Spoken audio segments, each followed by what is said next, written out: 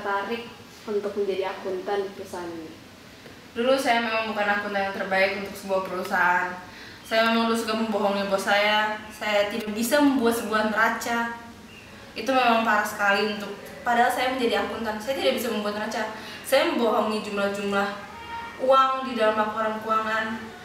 Tapi setelah kejadian yang pernah saya alami, kecelakaan yang saya pernah alami, itu benar-benar mengubah hidup saya 360 derajat.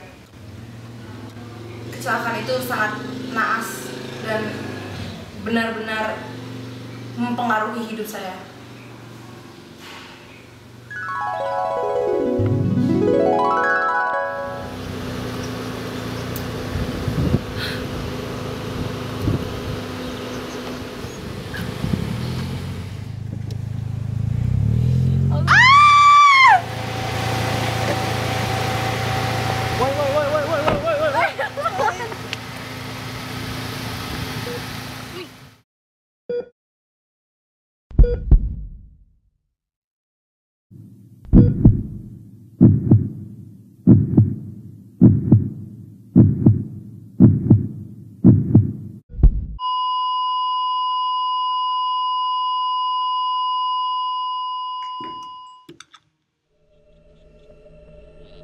Gue di mana? Jangan-jangan gue mati lagi. Panas banget lagi. Gue di mana, woi?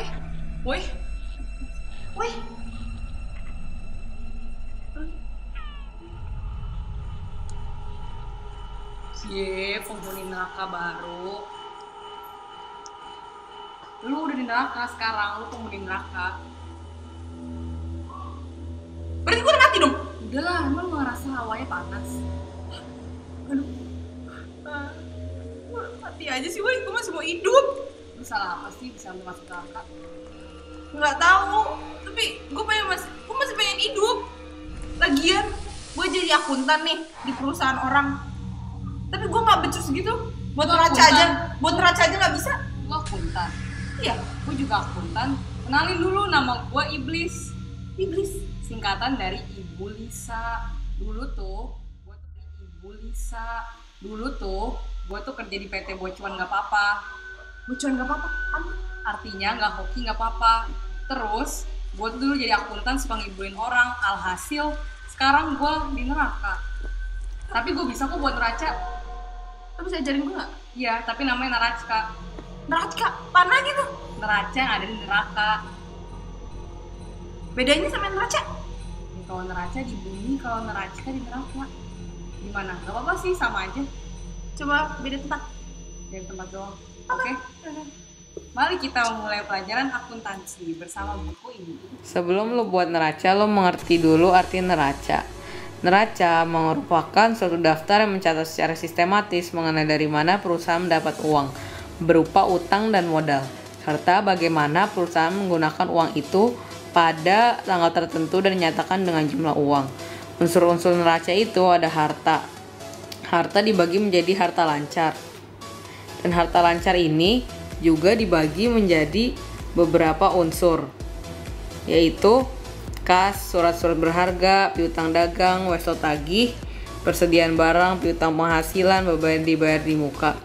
Lalu unsur-unsur harta lainnya itu ada investasi jangka panjang dan harta tetap.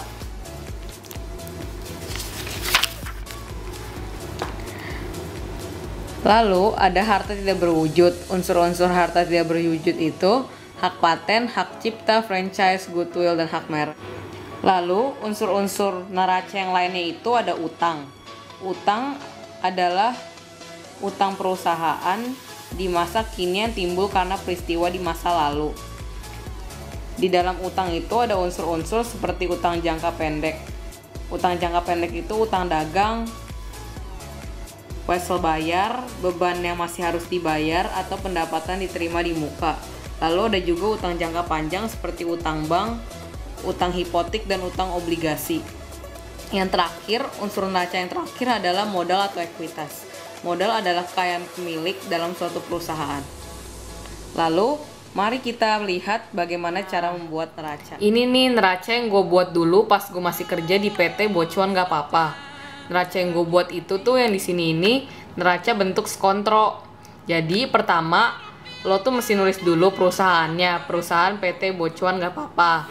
Terus lo nulis judulnya neraca, tulis tanggalnya juga, periode 31 Desember 2000.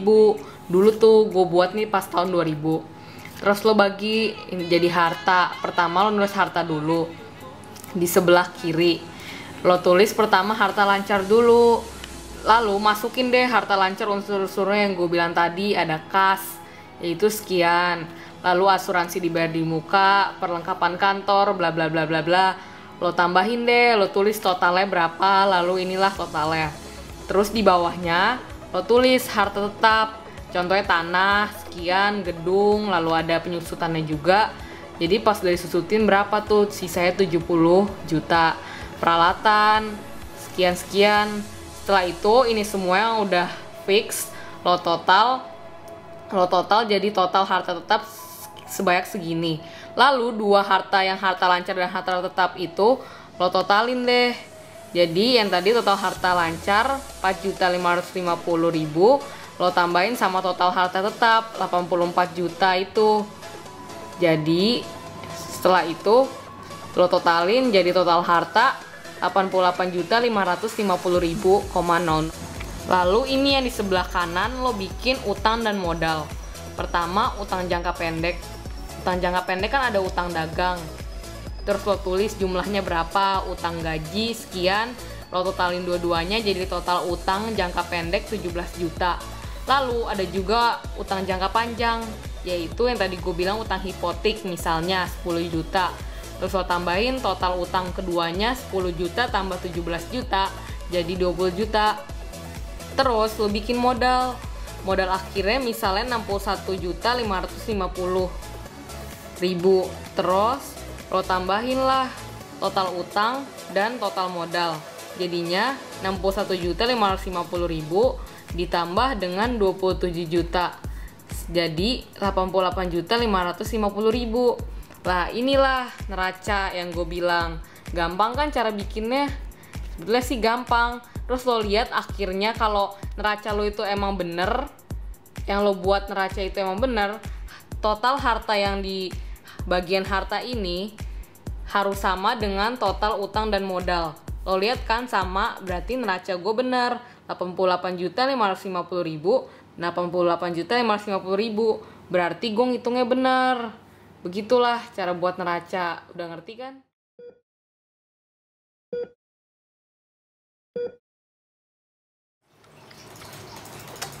Lah, gue gak ada neraka.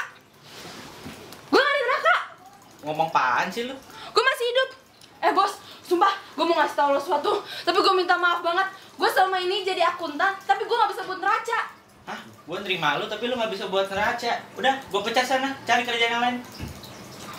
Oh gitu. Kalau gitu saya akan mengklarifikasi lamaran kerja Anda kembali dan memberikan balasan secepatnya ke Anda lewat email.